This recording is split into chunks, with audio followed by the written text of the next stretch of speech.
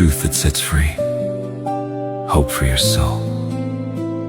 Duck Facebook radio station.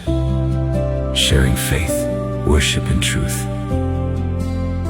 You are tuned in to Duck Facebook radio station.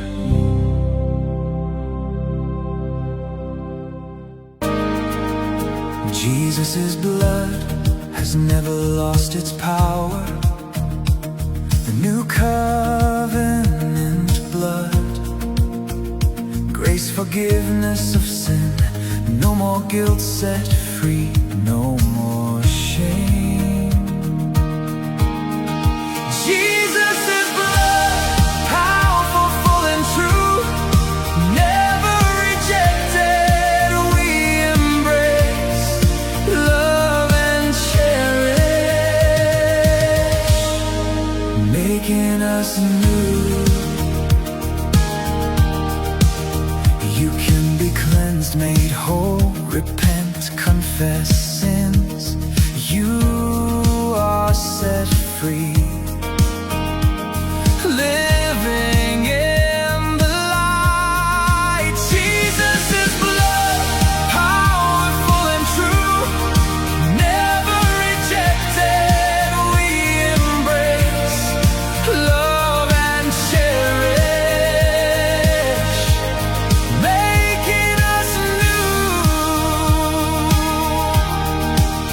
He is the Lamb who gave his life. Accept and confess him, washed by the blood, now redeemed.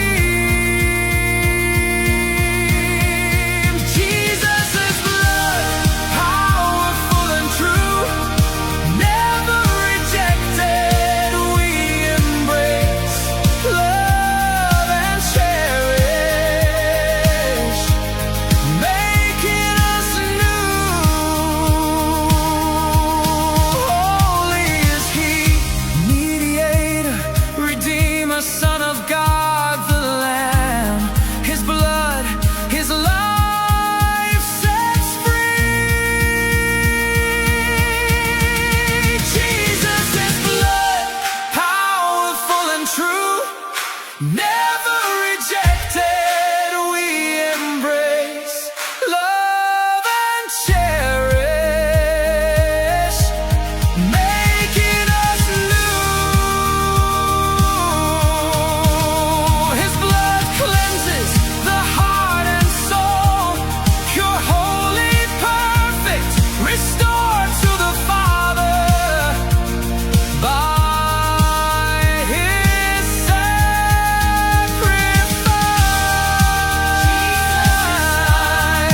Jesus' blood, powerful and true, never rejected, we embrace, love and cherish, making us new and whole, sets us free, now and for eternity.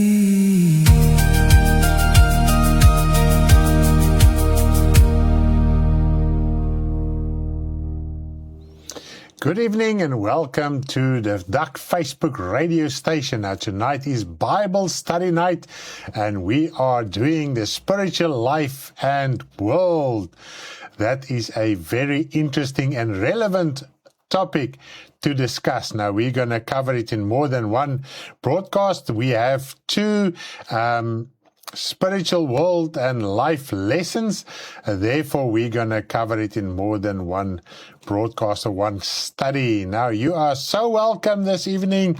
Please do share this message to your Facebook timeline, WhatsApp status, so that everybody can receive encouragement, teaching, admonishment from the Word of God, from the gospel of our Lord Jesus Christ. Hallelujah. We have just heard a song about the blood of Jesus. What is the purpose, the reason for the blood of Jesus Christ? It's got only one purpose. And because we don't understand the reality of that purpose, therefore, the blood of Jesus Christ is so misunderstood and mistaught taught in our day and age.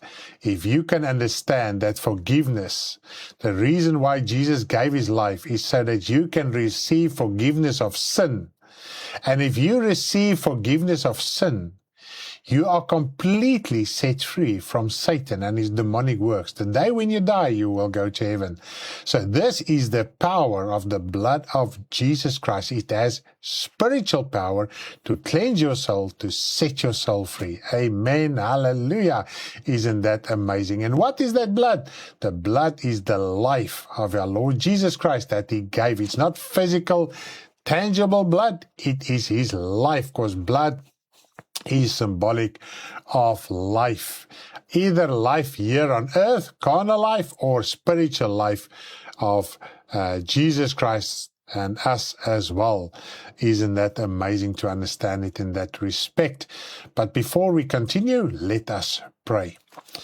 Heavenly Father, we do thank you for your Son, Jesus Christ, who gave his life, who were willing to become man. You created him, Father, you created man through your Son, Jesus Christ, and therefore Jesus Christ took it upon himself, Father, according to your will, to take on, Father, the body of a man, the tunics of skin, this body of flesh and blood, Father, this cursed body, so that he can set us free, that he can live on earth and overcome the devil in the flesh. And the day when he died, he overcame him in the spiritual world as well. He led the captivity free. And Father, today we can minister your word. Today we can preach it boldly because we have a Bible to read it, to understand it. You have revealed it to so many prophets and holy men and apostles and disciples, Father, and they wrote down what I've heard and seen from you so that we can find encouragement and admonishment, Father, and also guidance from your scripture. Be taught by it so that we can understand who you are and what is the road of salvation. Father, without the Bible, we would have not known this. Maybe we might have heard it somewhere, but Father, now we have something, Father, that we can depend on. We can read it, Father, and it is steadfast. It's our foundation, Father. It is sure, it's purified, and I do thank you for that. Father, please guide me this tonight. Please help me that I will convey this Bible study in a worthy manner, in spirit and truth. I do thank you, Father, in Jesus' name. Amen. Now, the main purpose of this lesson is to present the reality of the spiritual world as recorded in the Bible, free from fantasy ideas and experiences. We cover this topic in 2 lessons in our Bible study. Now, these lessons will include interesting topics. Now, I just want to run through a few of these topics. Now, first of all, it's spirit, soul, and body. Now, following these lessons, this is now the 2 lessons of spiritual world and life. We have a separate lesson on soul, body, spirit. Therefore, we just touch on the basics, and we need to touch on the basics on this lesson, so that we can understand something about the spiritual world and who you are as a spiritual person. And then we will discuss the soul, body, spirit in more detail. Yes, in all our lessons thus far, we have touched on soul, body, spirit, but we are going to stand still in a few aspects in our soul, body, spirit lesson after this one. Now, also interesting topics is heart, mind, and soul, life after death, psychosocial disabilities. Some might know it, knows it as mental disabilities. Purpose of religion, communication with the dead. That is very interesting. Are we still allowed to communicate to the dead and write letters and wish them well and have mock-up birthday parties and celebrations, etc., either on Facebook or standing at the grave and talking to the dead, or whatever the case might be? we are discussing it in these lessons, and if the Lord willing, in the following lesson from this one, we will discuss that as well. Now we're going to talk about the anointed ones, and then also very interesting that actually flows with the topic of soul of the spiritual world is the alphabetic psalm, and that is Psalm 119. We're going to touch on that as well, because the Word of God is spirit. And we need to understand what the spiritual world is. So it's in your lesson. You can go through it with all the relevant scriptures, etc. It is extremely interesting. Once you can understand what the Psalm 119 is, you won't read it as something carnally or the longest psalm in the Bible. You will understand it is the Word of God, the most important part of your life. When you became born again through the Spirit, and the Spirit gave you the spiritual rebirth through the Word, hallelujah. And so you receive the implanted Word of God, and now it must grow. Fascinating stuff. Now let us begin with an important thought. We all understand that God is Spirit, not so? I think we can understand it from various Bible scriptures. If you are a Christian, born-again Christian, and you know some Bible verses, it is clearly defined and taught that God is spirit. It is just logical because we cannot prove him in the physical. Jesus Christ is spiritual. The angelic beings is spiritual. Satan is spiritual. His demonic beings is spiritual. I think we do understand that. Now, in other words, he is a spiritual being, not a ghost. And all too often, and this is also the purpose of this lesson, is to get away from the idea that heaven and God and the angels are presented as formless ghosts, and even your soul. It's not a formless ghost. The spiritual world has real substance, like here on earth, where you can touch, where you can feel, where you can experience, smell, taste. Heaven is exactly like that. If you touch somebody in heaven, like for instance an angel, you'd only touch him on his, say for instance on his shoulder, if he has a shoulder, your hand won't go through his body. So even all children of God, souls who are in heaven, they are spiritual beings. You don't take, if you touch somebody, your hand, like in the material, will stop at his hand or her. Well, it's just his beings, his hand. It doesn't go through like you see in movies and fantasy tales and books and being taught maybe by somebody, etc.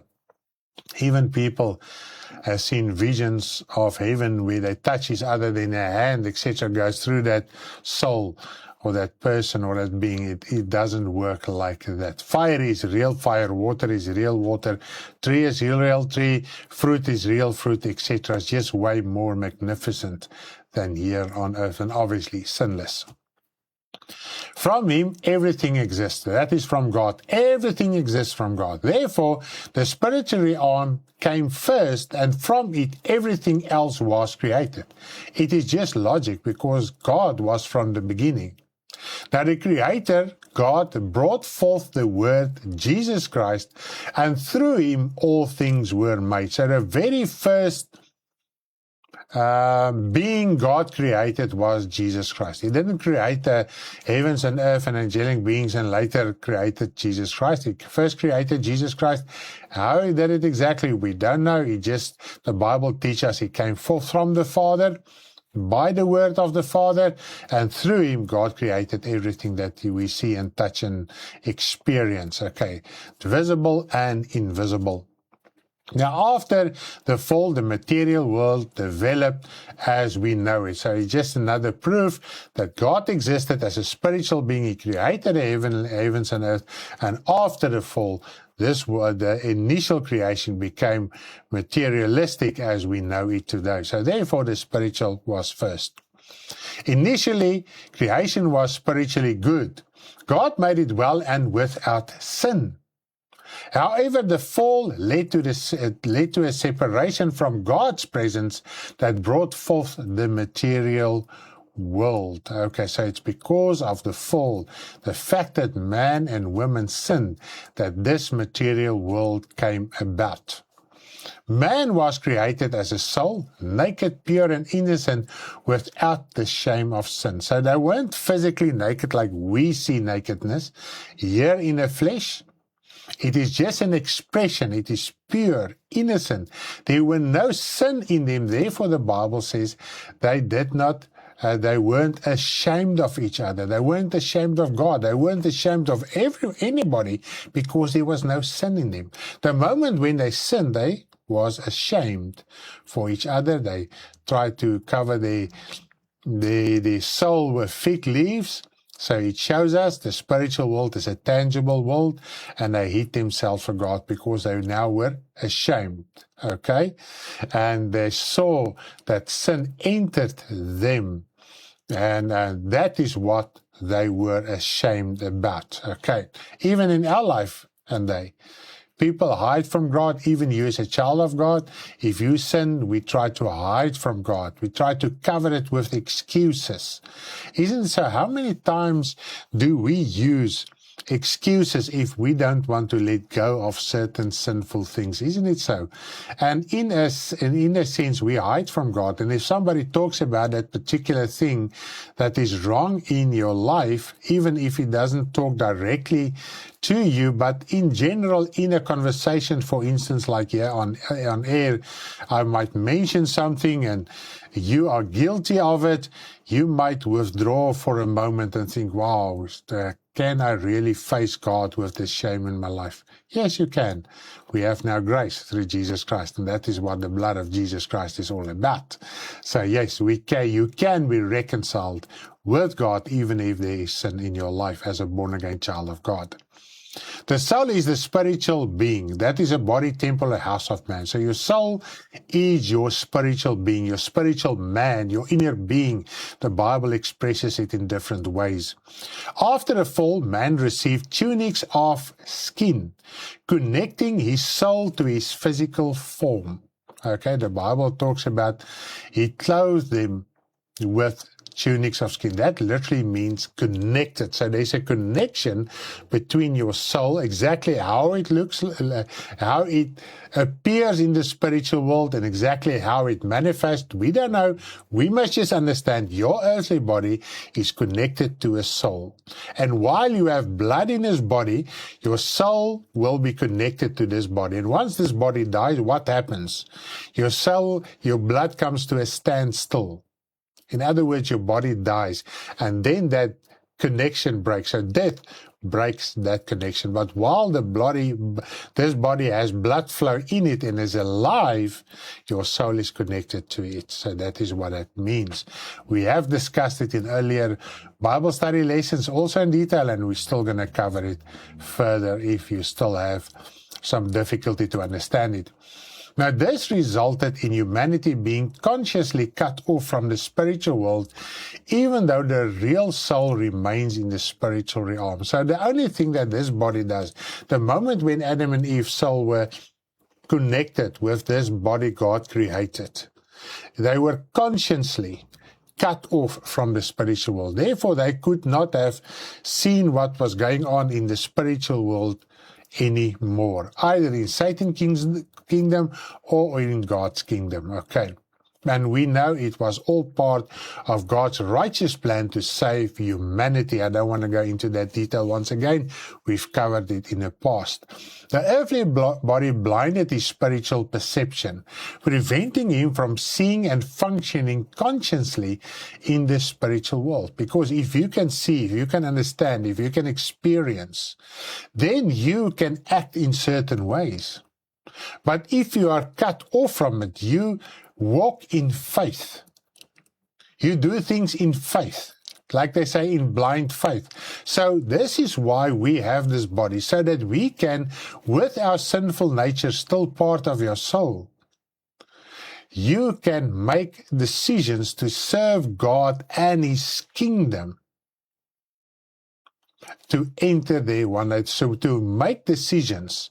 Otherwise, if we can see in the spiritual world, we might use the wickedness that is still residing in our soul to war in a way more powerful way against God and His kingdom and against other souls as well.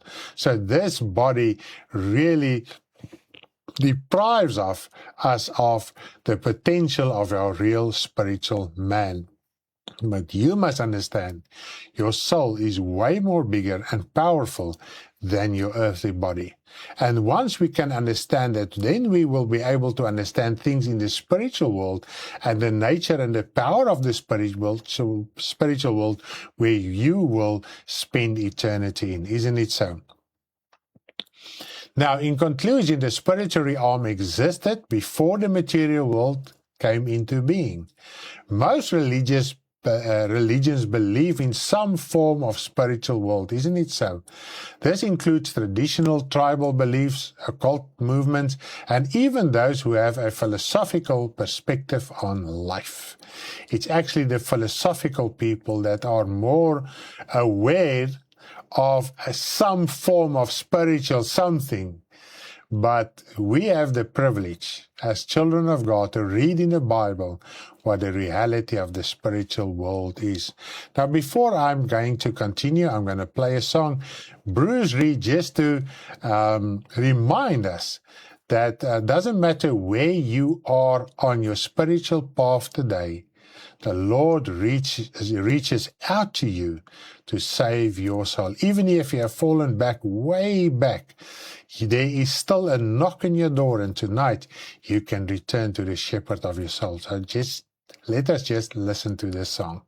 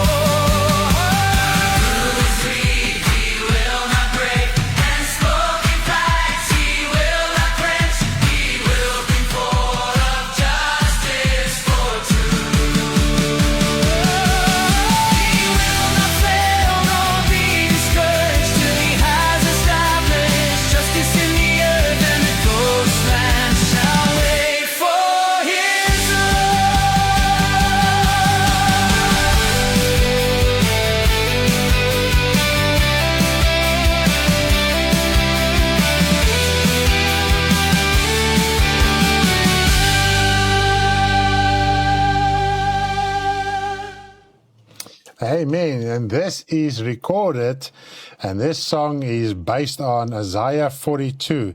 Let us read the Isaiah 42. It's very interesting, just as a reminder to show us that what the purpose of our Lord Jesus Christ was, why He came to earth. And later, I'm just going to get the scripture on screen there for you guys quickly.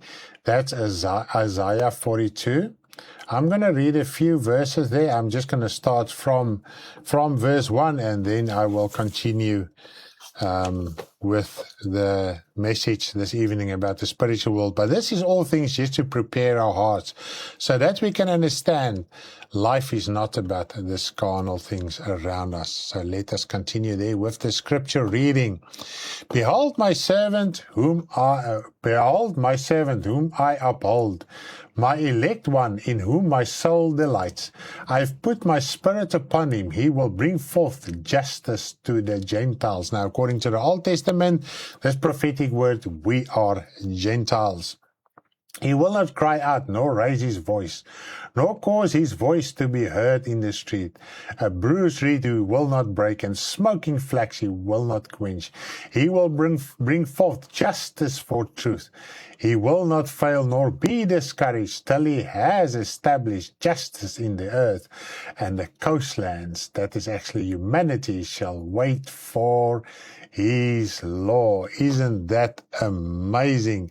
How we can sing the word of God so that we can remind it of the scripture. So we have encouragement even from the Old Testament, what the purpose of our Lord Jesus Christ was. And it was all about the soul. And as you will continue reading, and we have a song as well. It is, I think, the second one of our earlier songs.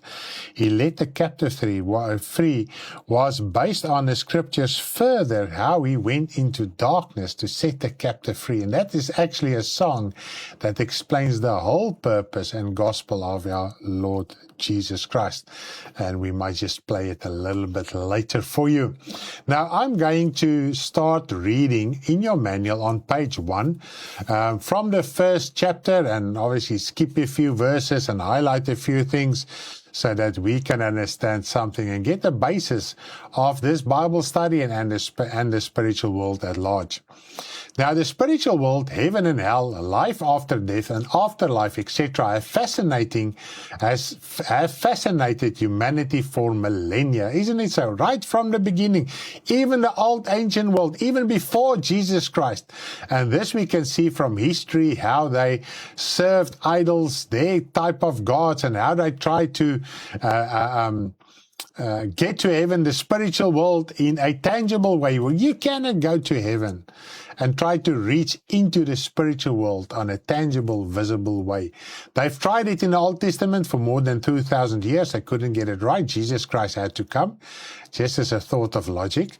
And now again, it is as if people are turning back to material ways to enter God's kingdom or to find favor from God. And this is what God says in the Old Testament already. I created everything. I made everything. What can you give me to satisfy me? The only thing that you can give the Lord, and you can give it, is your heart. I know there's a lot of preaching out there that says you cannot give your life, your heart to the Lord. The Lord says, offer your broken heart. In other words, what this offering means, you give your place, your trust in that. That is what it means when we say you give your heart to the Lord. Your heart is this most central part of who you are. Not this physical heart of flesh and blood. This won't go into heaven. My heart, if you have heart diseases or he's a healthy heart, he won't go into heaven. Jesus Christ's physical heart didn't also go to heaven. When the Bible talks about your heart and your soul and your mind, it is spiritual in nature, not carnal. Your spiritual soul and heart and mind is connected to this earth's heart and mind. But this is not the spiritual. This is the carnal. This functions because of the blood and the fact that your soul are connected to this body. So there's no body on earth, the body on earth that exists that does not have a soul. Doesn't matter what nation, race, or wherever he is in the world, how little, how big he is, how young or how old, doesn't matter. Okay. And this is what we need to understand of humanity. Your soul is your spiritual body. Now, devout religious people believe in some form of heaven and hell. That is across board all religions, isn't it? So that is why people are sometimes busy with religion because they believe in some form of heaven they want to go to on that way, and religious thinking they want to go there, or they believe in some form of a hell, place of damnation, place of darkness, departed souls. There's a lot of ways it's referred to. Now, how each religion express this differs. The Christian Bible, especially from the New Testament onwards, teaches of a real or substantial heaven and hell. It also teaches that Satan, the devil, the old serpent, and the dragon is the ruler of hell, and God the Father is the ruler in heaven, with his Son Jesus Christ and all the angelic beings. Isn't it so?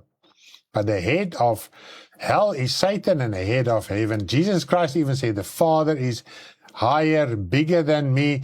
Even the centurion man noticed that Jesus Christ is a man under authority, and Jesus expressed it that the Father is higher than he is. He received everything that he did on earth while he was on earth. Even now, he receives from the Father constantly.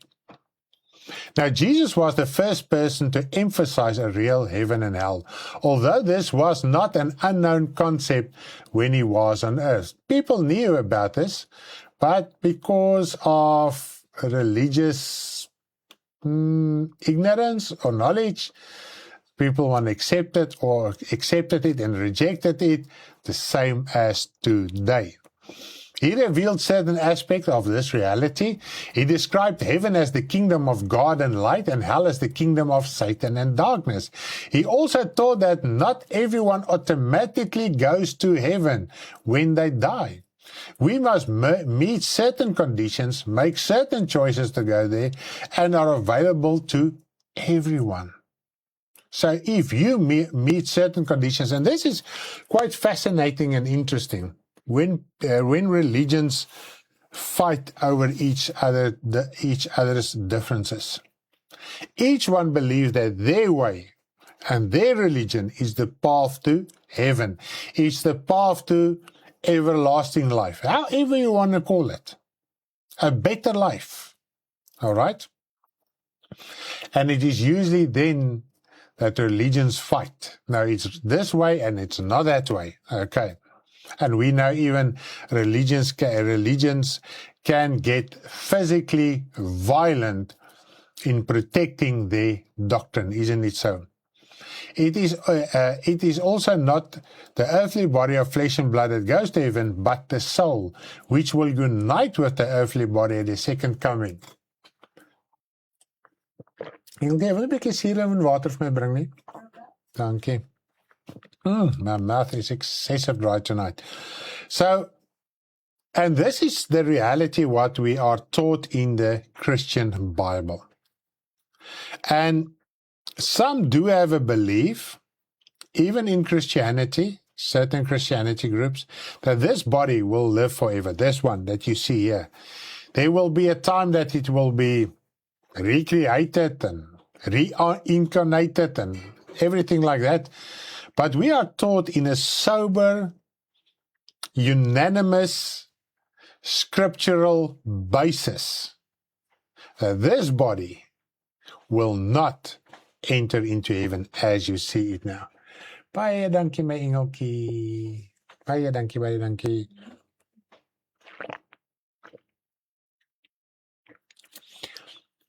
It is also called the first resurrection.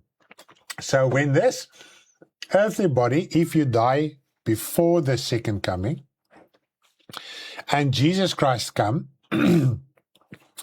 your earthly body, the dust, and we also covered this in a previous lesson. Remember this body, when at the resurrection, I just want to cue you in on this one. This body won't assemble and become and look like the body that I have here on earth. Okay? That might be just younger or whatever the case might be.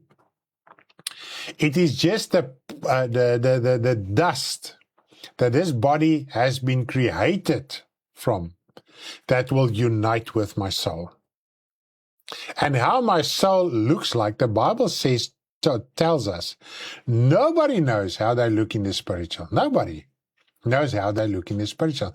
Nobody knows what they will be. But one thing we know, if you die in Christ, you will be equal with him. You will be like him. You will be like the angelic beings, however they look like, each with their independent spiritual look, if I can put it like that. So there won't be a lot of clones. Each one still have a different look. As on earth, everybody has a different look. God is mighty to create every single spiritual being and your soul different than from the others, although you will be the same. In what? Sinless, glory, power, all that amazing things that are in heaven. Gewoonlik een van die eerste aanmerkings wat ek kry is, hoe weet jy dit wat jy glo die waarheid? My antwoord is gewoonlik die Heilige Gees oortuig my. Yes, and we must never try to convince people from their standpoint. And this is what we sometimes, where we struggle, because we try to use, and I know what Lindy is saying, she's firm, and I just want to explain something regarding this. Sometimes we want to take somebody's lies and whatever they believe and try to prove them wrong on their point.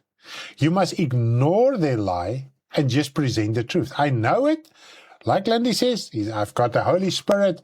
I have the Bible that confirms the Holy Spirit, and that is that. Okay? Isn't that amazing? It is also called the first resurrection. That you can read in Revelation 20, verse 5 to 6. I'm reading still directly from the manual, so you will see all the relevant scriptures are dotted down for you. Together it will be one spiritual body, not a separate soul and earthly body of flesh and blood. So in the spiritual world, your fleshly body and your spiritual body won't be separate. It will be one, because your spiritual body, the Word of God says, will clothe.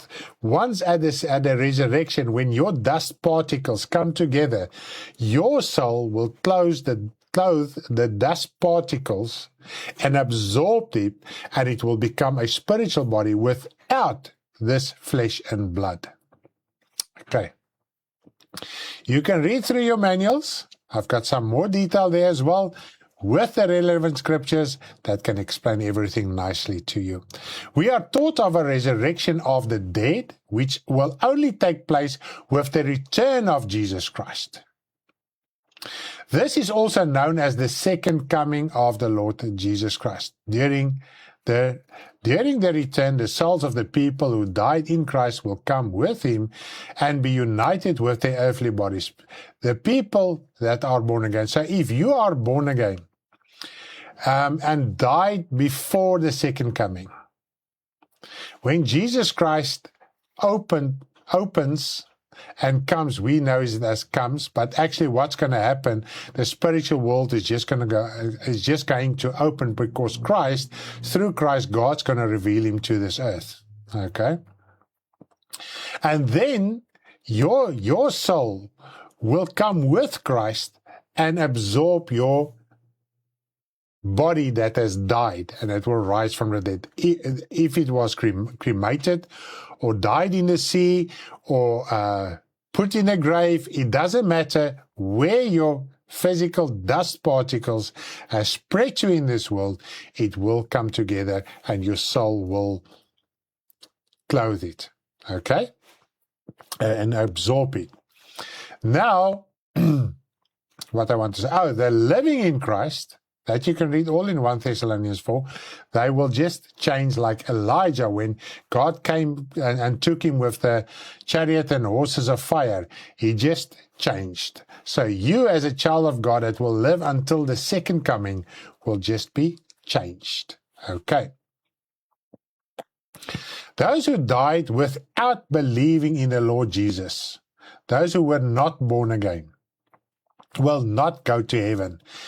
They are also described as the believers or the unbelievers or the wicked. While their souls go to Hades or hell, we will understand it more as hell. Their body remain dead and on earth.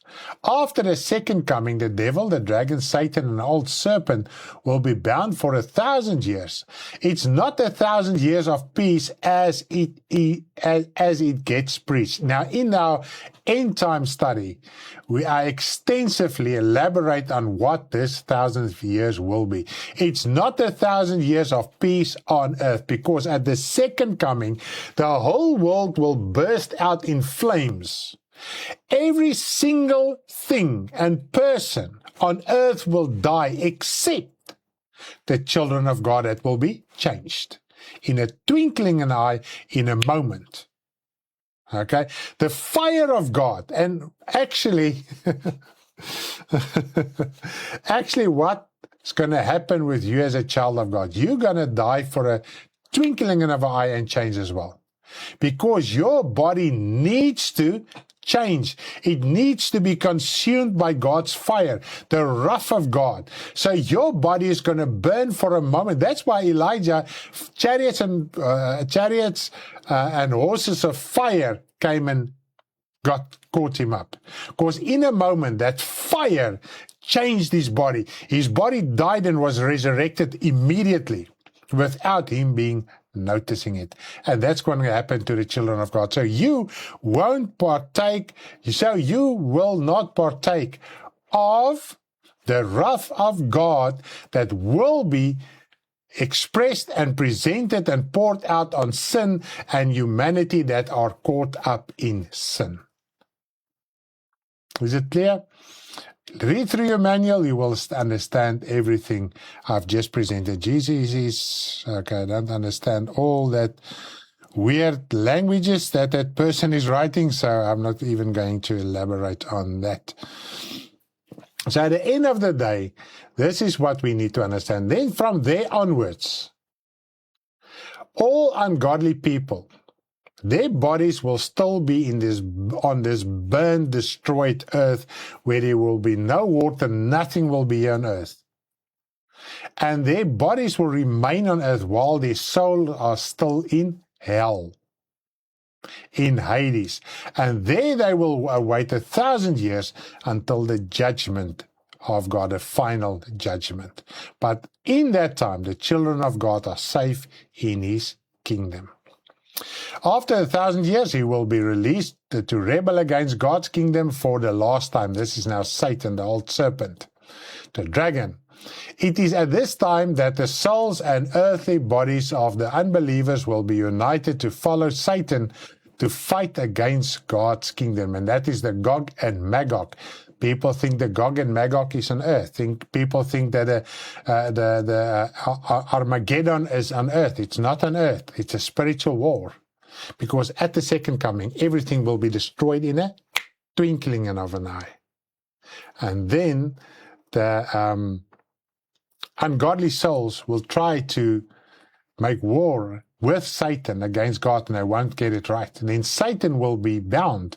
The leader who deceived them to fight against God will be bound for 1,000 years, not to deceive them anymore, not to entice them to stand up against God's kingdom. And then after 1,000 years, he will be released. And all the souls in hell that lived on earth, that's why he said from the four corners of the earth, all that souls, he will entice them, and that will be the resurrection of the dead, the second resurrection, or the resurrection of condemnation. Then all ungodly people who was dead for 1,000 years, their souls and their bodies will unite. And Satan will tempt them and entice them and lead him to war against God's kingdom for the last time, the Gog and Magog, and then fire from God will descend from heaven, destroy them, and it will be then the white throne judgment where everyone will receive their judgment. Okay. Now, Jesus describes these two resurrections as the resurrection of condemnation and the resurrection of life. Let us read these two scriptures. This is in John. Are you guys still with me? Does it make sense? Does it make sense? I hope I'm not talking too confused, but the manual is Is not that confusing.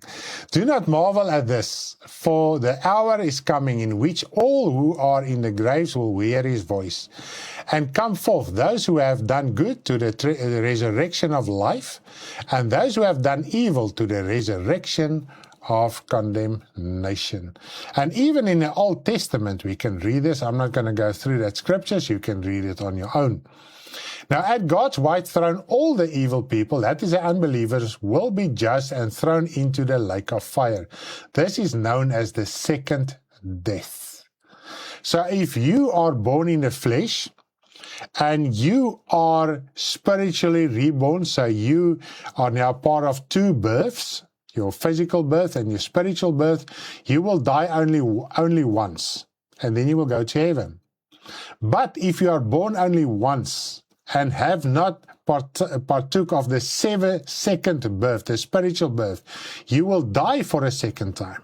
And this second time is that your soul will be cast into the lake of fire where the devil, his angelic beings, the beast, and the false prophet will be. And God, the word of God, Jesus Christ said that the hell, the Hades, the lake of fire, was prepared for the devil and his angels, never for human beings. And therefore God keeps on reaching out to us so that we can go to his kingdom and not be cast into the lake of fire. Amen. Yes, thank you so much. Enjoying it so much. Yes, verstaan, dankie. So interesting.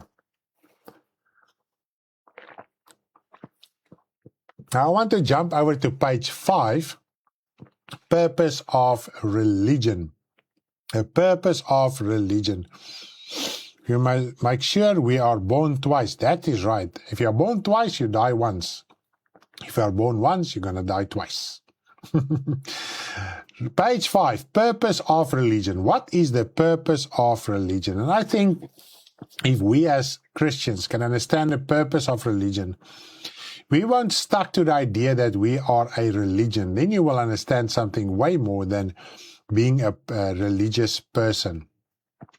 Religion plays a vital role in the search of man's purpose and existence, since religion must teach man about the invisible. Now, each religion teaches its own way about the invisible, but this is the purpose of religion, okay?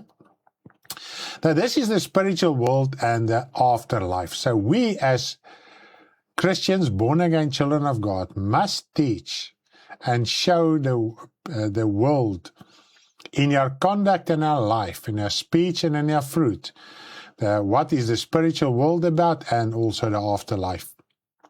Religions will also, in many cases, mix scientific methods with religion to establish and convince people that there is a spiritual world and life after death. Okay? One of the reasons why these methods are used is to convince people of a particular religion as the only truth. Unfortunately, the spiritual world cannot be revealed and proven by scientific worldly methods. And I'm going to read a scripture to you regarding this. The effect of the spiritual world can manifest visibly, but this still does not give insight and clarity about the reality of the spiritual world. Yes, we see the effects, and even in our conduct, in our daily life, in our fruit that we bear, whether bad or good, that is the consequence or the outflow or the fruit or the manifestation of what is happening in your soul. And this is what Jesus taught. It is extremely important to understand this. I'm just going to read a New Testament scripture regarding this. Let us go maybe to Mark 7, so that we can understand you are actually a spiritual person. Your eternal life started the day in your mother's womb when that first heartbeat were there. There was a soul connected to that body.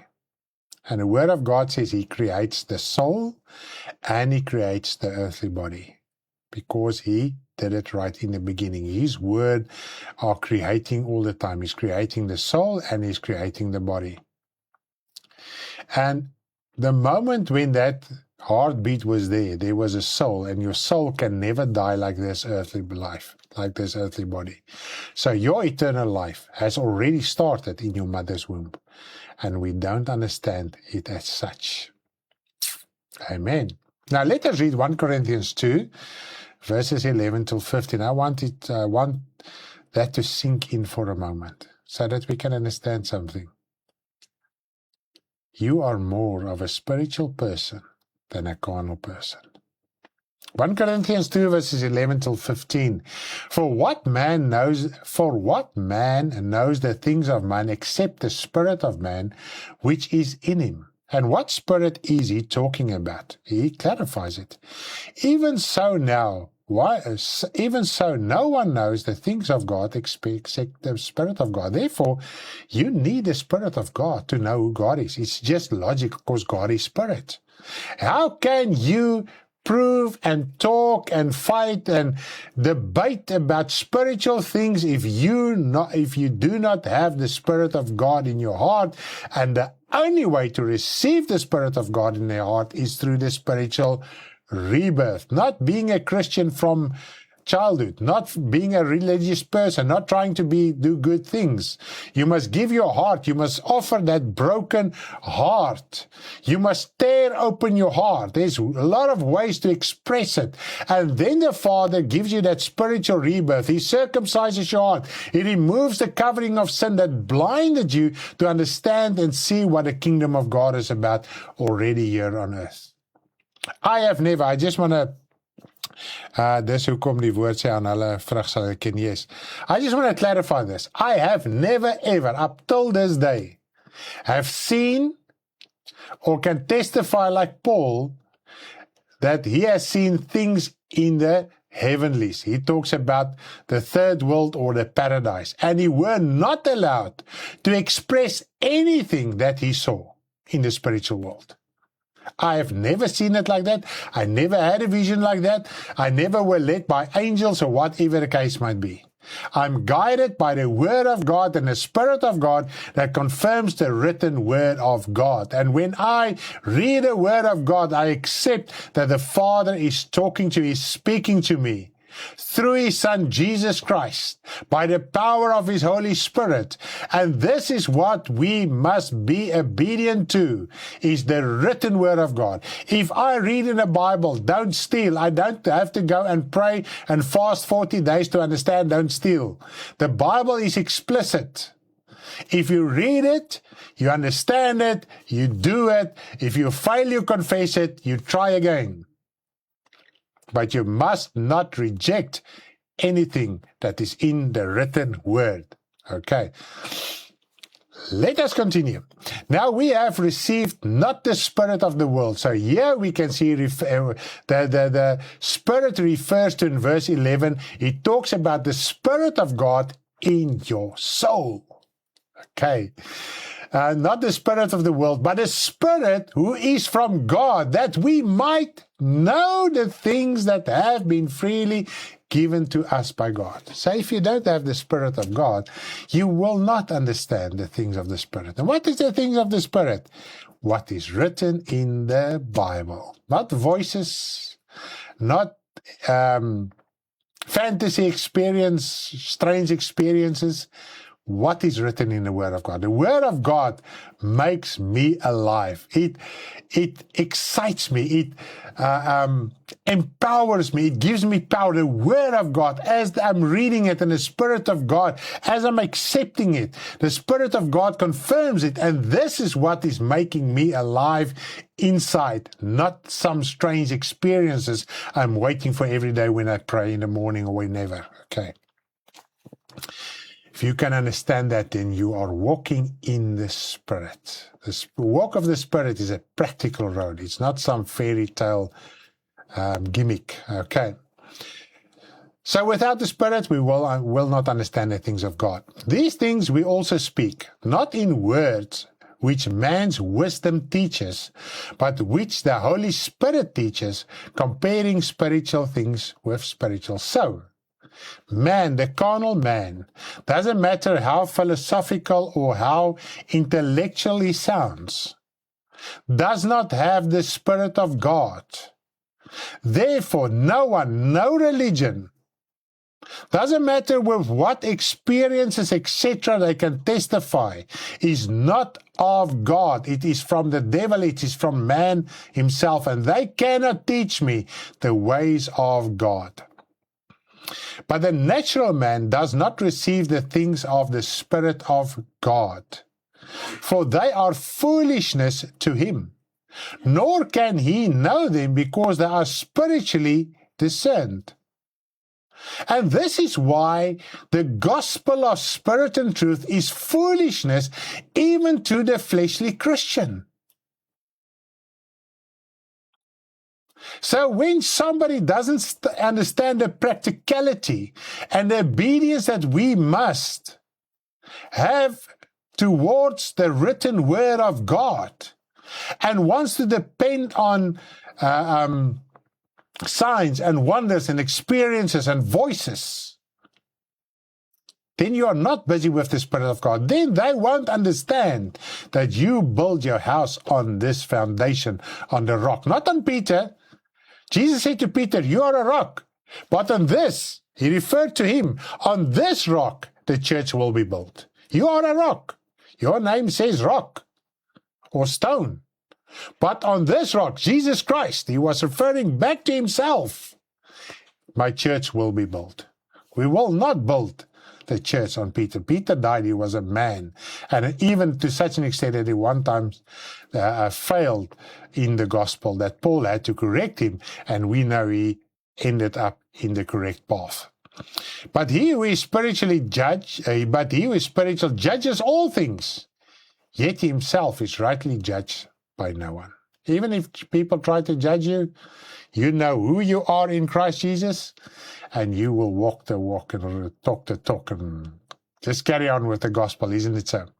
After all, the purpose of religion is to heal man spiritually and to teach him the reason for existence. Now, I'm still reading from the manual. It also teaches what will happen to man when he dies without the influence of science. In this respect, the most essential part of religion is teaching man how to prepare for life after death. And Christians cannot even guide people and tell them about the reality of life after death and what will happen when you die. It's actually scary to think that a Christian religion are sometimes more ignorant about spiritual things than other people. If religion cannot convince man of a spiritual world, it is almost impossible to persuade him of afterlife.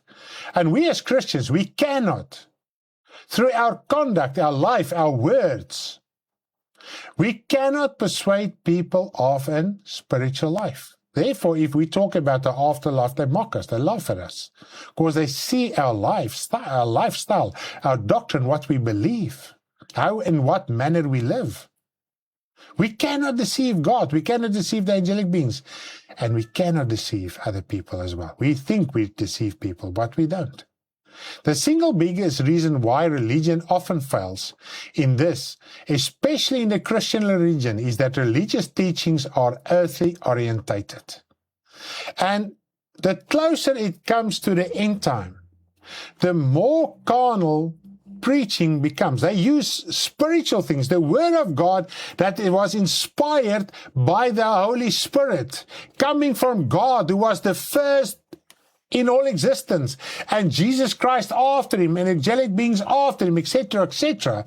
Then people want to use spiritual things to advance material lifestyles. Just think for one moment, how is that possible? Now we can understand all the more what Jesus Christ said. If you seek my kingdom, if you are busy with my kingdom, God knows while you are on earth, you need bread, you need water, you need a home, you need all these things. And he will provide what you need. But we want more than what we need. And this is where we as a Christian religion fails excessively. Screen dimmed, that's why I say the word dimmed. This means that spiritual practice is transmitted or preached so that the result of dedicated religious practice emphasizes material prosperity. Herein lies the biggest failure, especially in the Christian religion. And Jesus taught that we cannot measure our life by earthly possessions, whether we have too little or too much. Now, I do have scripture references in your manual. I'm just going to read Luke 12, verse 15. Let's get that scripture on the screen as well. Luke 12, verses 15. There we are. And he said to them, "Take heed and beware of covetousness, for one's life does not consist in the abundance of the earthly things he possesses." And because Jesus came from heaven, he knew what was going on in heaven. He could have taught this to us. This life is not life. This is mere an illusion. Okay, this is just a passing through so that your soul can be saved. Isn't it so? So praise the name of the Lord.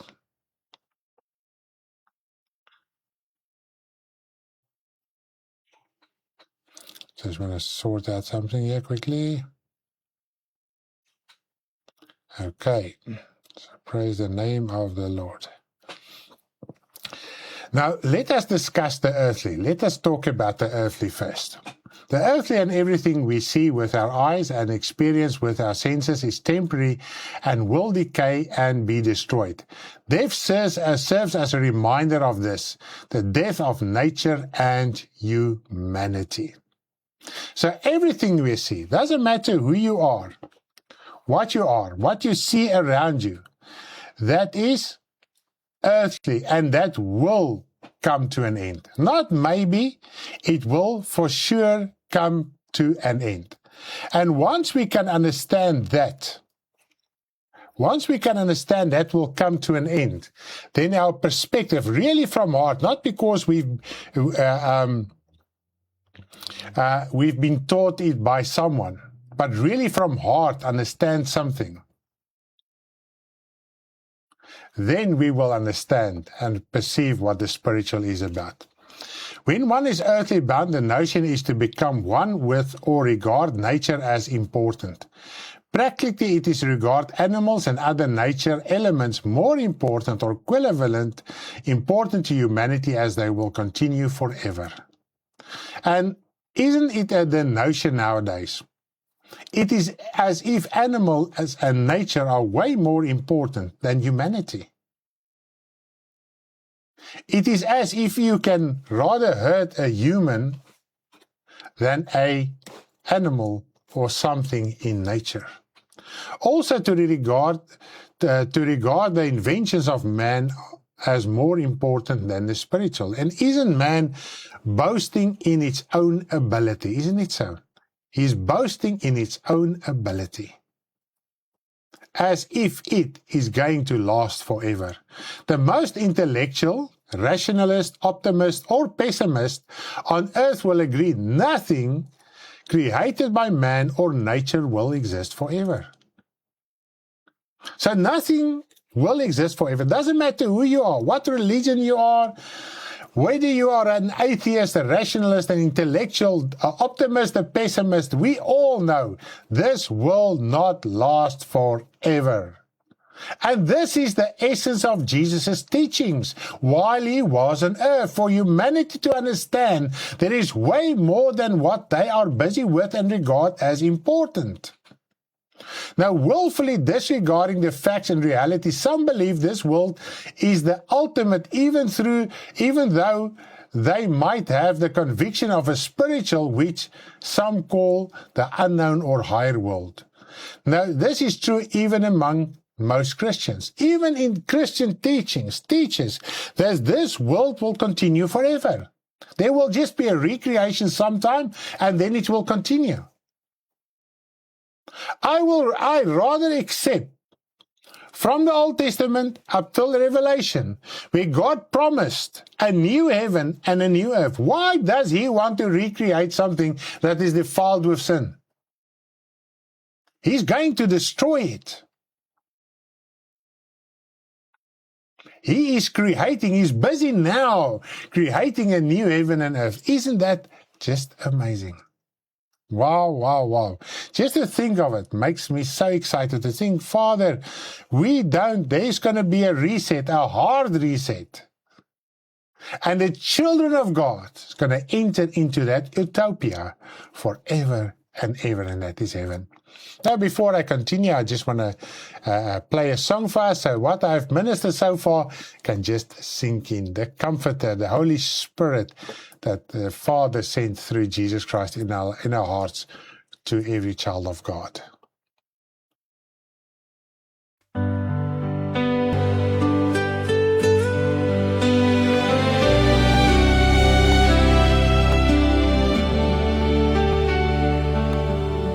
You will not be alone. The Comforter sent by the Father abides with you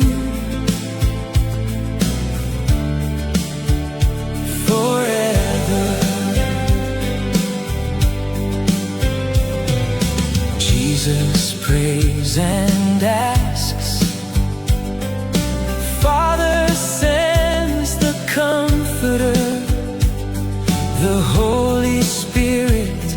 He helps and teaches in word and truth. You will not be alone. The Comforter sent by the Father abides with you forever.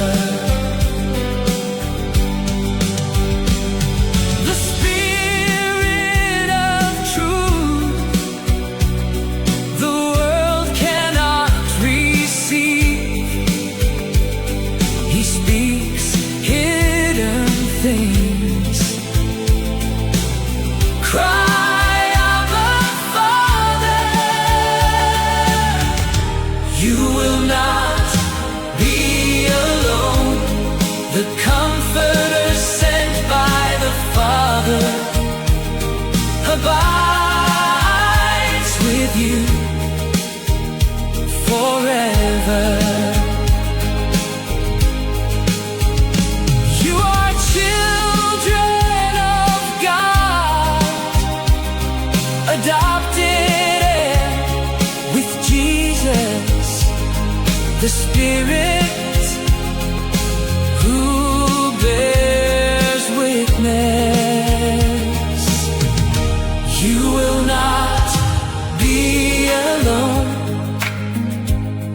The Comforter sent by the Father abides with you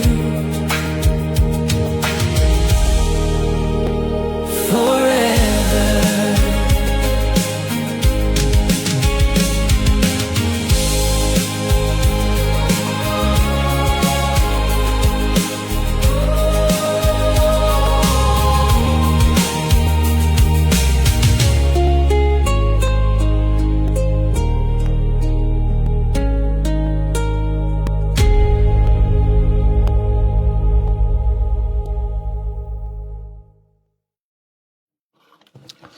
Now, I want to continue to a scripture in 1 Corinthians 15, while on this topic of how the notion and ideas and conviction and attitude of Christians are as we are nearing the end of everything. 1 Corinthians 15, verses 13 up till verse 19. 1 Corinthians 15, 1 Corinthians 15, verses 13 up till 19. Let us read there. But if there is no resurrection of the dead, then Christ is not risen. And if Christ is not risen, then our preaching is empty, and your faith is also empty. Yes, and we are found false witnesses of God, because we have testified of God that he raised up Christ, whom he did not raise up, if in fact the dead do not rise. For if the dead do not rise, Christ is not risen. And if Christ is not risen, your faith is futile. You are still in your sins. Wow, isn't that a powerful statement? Isn't that a powerful statement? And if Christ is not risen, your faith is futile and you are still in your sins. And sometimes we doubt when people come and argue with us regarding this type of things. And even sometimes when we lend out our ear here on Facebook and whatever, wherever we listen to additional preaching in our life, we find this notion. And then we doubt sometimes the resurrection of our Lord Jesus Christ.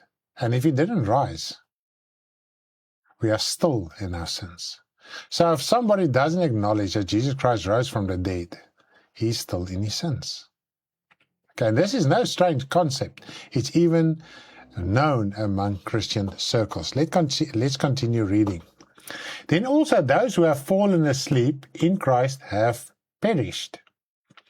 If in this life only, and this is what I want to place emphasis on, if in this life only we have hope in Christ, we are of all men the most pitiable. Of all men. We are worse off than the sinner if we use the gospel to advance our material life and use our material life as an excuse not to accept and perform and understand certain things in the Word of God. We are more pitiable, we are worse than a sinner. We cannot use the gospel in any respect to advance material, lust, greed, prosperity, etc. Jesus Christ said, and if we believe Jesus Christ, seek my kingdom, and what you need here, because my Father knows you need those things, if you practice that, then you believe what Jesus Christ said. If you practice it contrary to that, then you don't believe what Jesus Christ said. I had a note I threw away. I had to keep it. Where we're reading about, Jesus never promised that following me would make us financially prosperous. He taught us to seek God's kingdom first and provide what we need, not accept. Yes, that is precies net so. Because we need to see God's kingdom advancement, to understand souls are lost, to understand souls are going to hell. This is what we need to understand. This is why we need to see God. In the Old Testament, in one place, it talks about how people are feeling sorry for them because of the material lack they have. That's why they pray. They cry on their beds. They feel sorry for themselves in prayer because they do not have certain material things. And this is why they seek God most of the time. Even in the Old Testament, it was already a failure. Now, Jesus Christ came and revealed us to us, and we had hope. In the Old Testament, they didn't have the hope of eternal life because they knew when they died, their body died, their soul will go to hell, to Hades. They knew it. Even Abraham, Isaac, everybody, all the godly people knew it. Samuel knew it, the prophet. But we have that hope, and this is why we must work harder in God's kingdom to ensure our salvation so that others can be saved as well. Now, I just want to read an interesting scripture here in Job. Job 14 verse 12. Where is Job? Job 14 verse 12.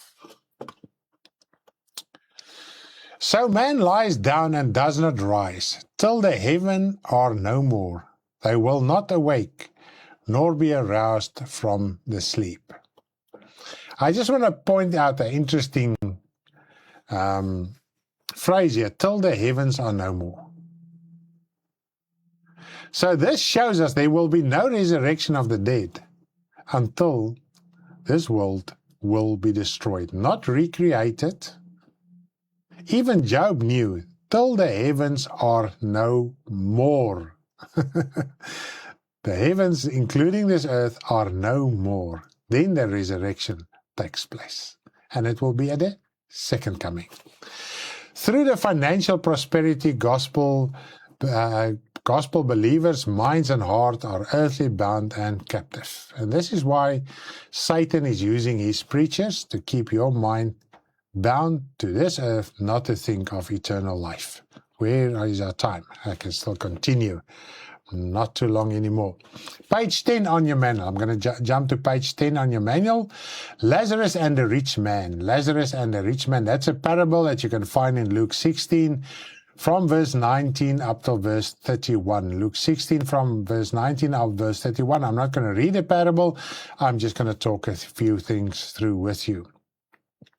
The clearest example how futile this life is presented in the parable of Lazarus and the beggar and the rich man. Also, Jesus gives the clearest example of what happens to a person after he dies in the parable of Lazarus and the rich man. Now I'm reading from the manual, directly from the manual. Whether this is a real situation to which Jesus referred or whether it is a parable is hotly debated in theological circles. It is a parable. I do prove it in the manual. You can read it through there.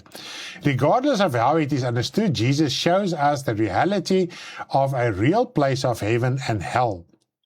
It also teaches us the difference between the soul, that is the spiritual man, and the earthly body.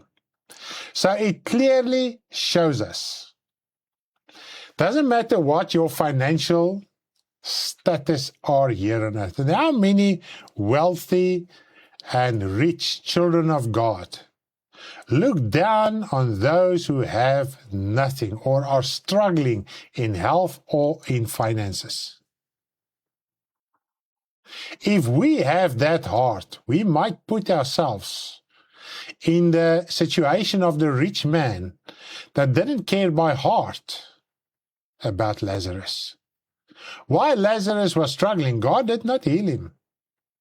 As a matter of fact, the dogs came and licked his wounds, and that caused his death. Hunger and sickness caused his death, and he was taken to heaven by the angels. So if we depend today on our earthly means, methods, intellectual ability, bank account, this is what Jesus Christ said in one parable. You fool, tonight your soul will be demanded from you. We have seen once again the past few weeks how many people have died suddenly. Not of old age, just younger than us. All of a sudden, you cannot guarantee, even if you have the best medical, you can go to the best doctors to try and keep you in good health. God determines when and where you will die and how. God determines that.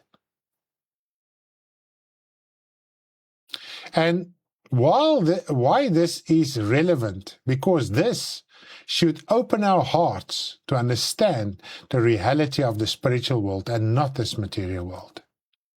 Now let's jump over to page 12 of your manual. While Jesus' earthly body lay in the tomb for 3 days, his soul was in Hades and defeated the devil. After this, he united his earthly body, and after this, his earthly body and his soul was united. With this new body, he went to heaven to be glorified. So think for one moment, just to show you what is the difference between the earthly body and the soul, the spiritual body. And when Jesus Christ were in this pressure, in his anguish, it wasn't about his earthly body. It was about his soul that would enter into hell, into Hades, and confront the devil and his demonic beings to such an extent, we read in Revelation 12, that Michael and his angels had to come and destroy the dragon. They had to join the fight, if I can put it like that. They had to come and join the struggle. This is what Jesus Christ saw. This is what Jesus Christ knew what will happen. He didn't care about his earthly body or his earthly inheritance. He was constantly focused on his spiritual inheritance, and he had to overcome on earth. He had to come to earth to overcome the devil on earth from a natural point of view, to show us that we can overcome. You have a soul, and we can learn by his example how to overcome in this world, and not to be caught up and entangled by the sorrows, the joys, and the lust of this world. Now, many psalms and passages from the psalms spoke prophetically about the Lord Jesus and what he would do. One of the things was to redeem souls who were trapped in the power of Hades. And this is the song we have just heard. And I'm almost done. And then I'm going to play the other song about he led the captive free. I just want to get it here on the screen, otherwise I'm going to forget it.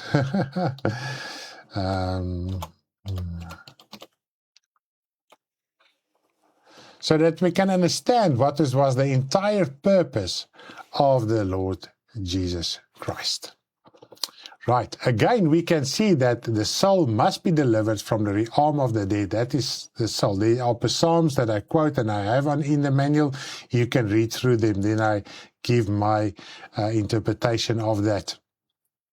Jesus led the souls out of the realm of the dead, who is in the Old Testament times who hoped in God. In the New Testament times, since Jesus Christ, no sinner can be delivered from the realm of the dead, that is from hell, when they die.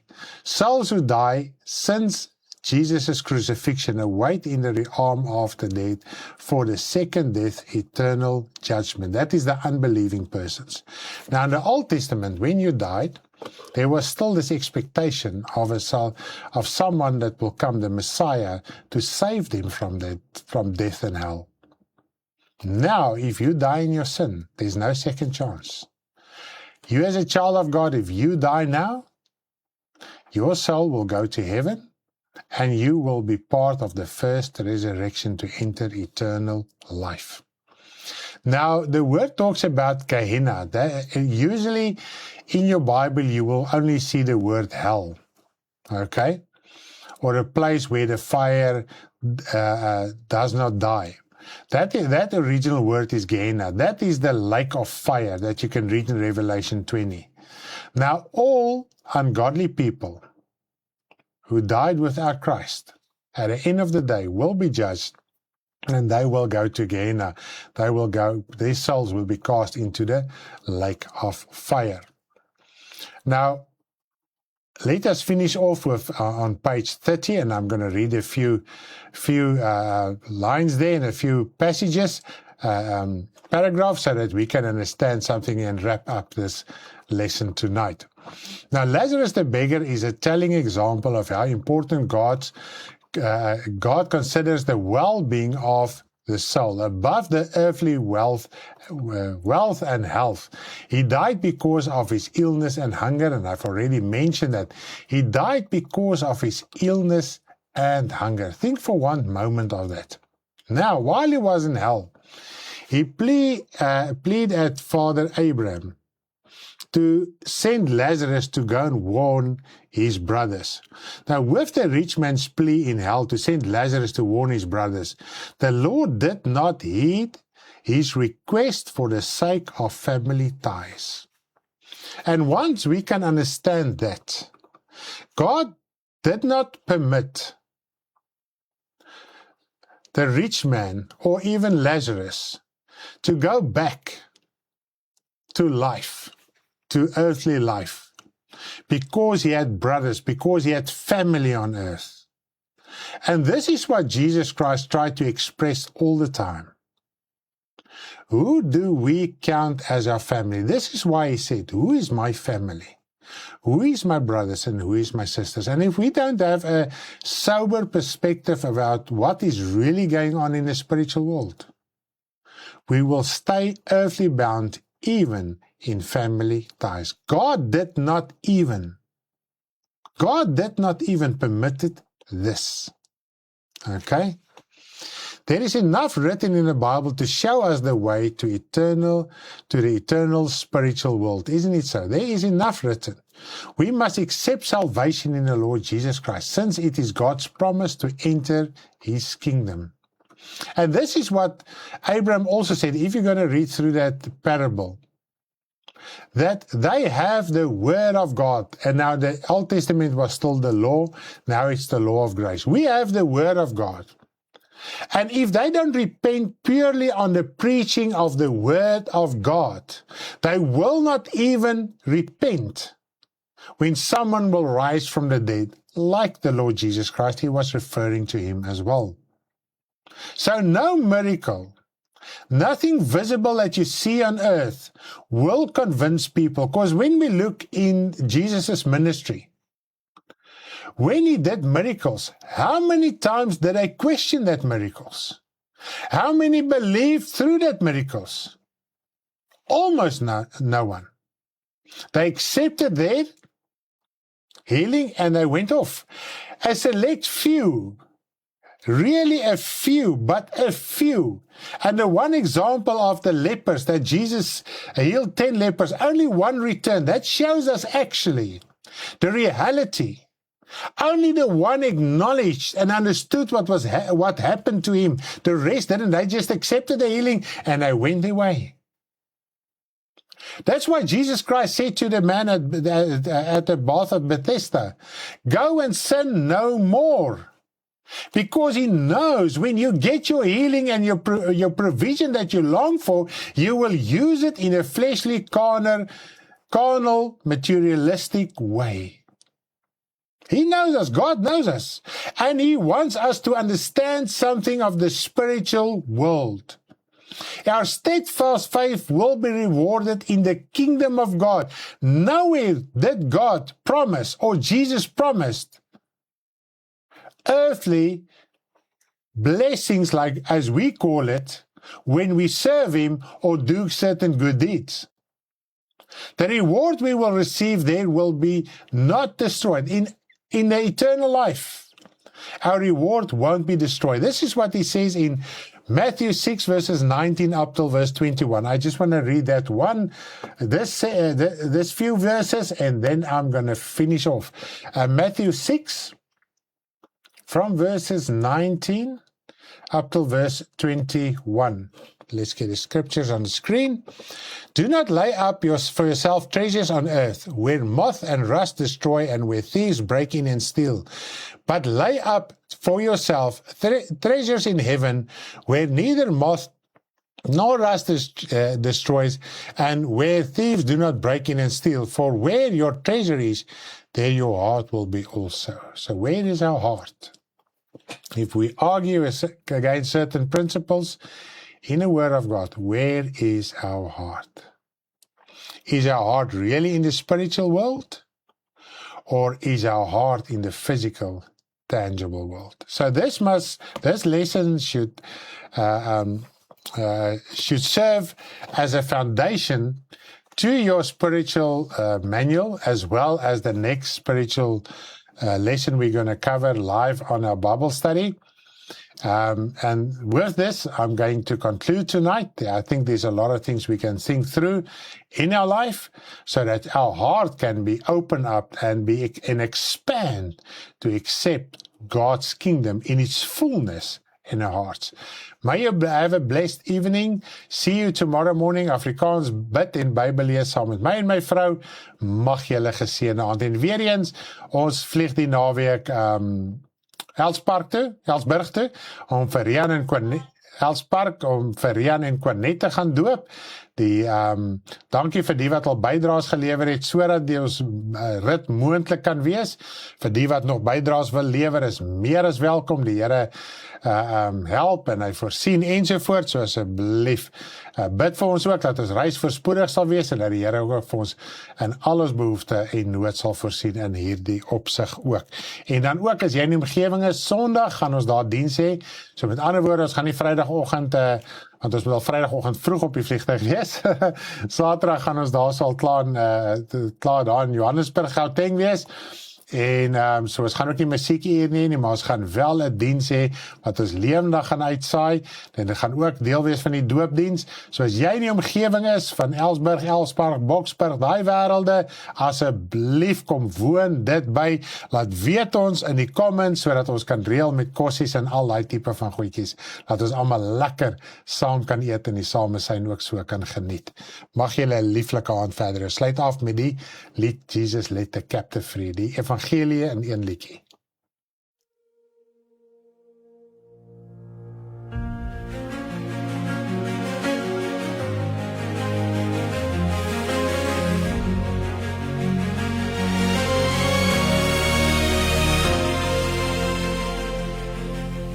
Before he rose in glory,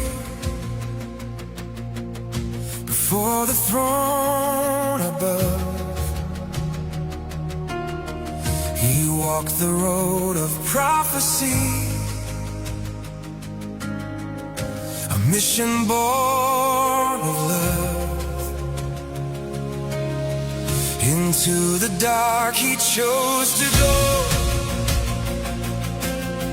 where broken souls have been. The promised one, the living word, stepped down to enter in. What had been spoken he fulfilled, every promise, every word.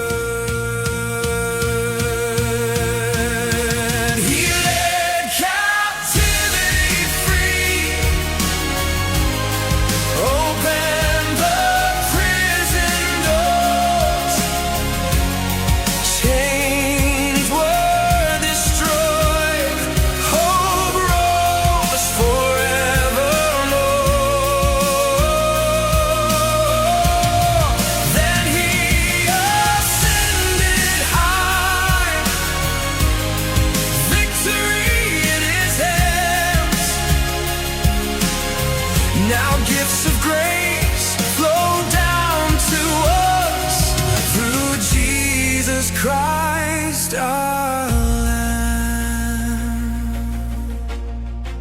The donjon could not hold the King, the grave could not contain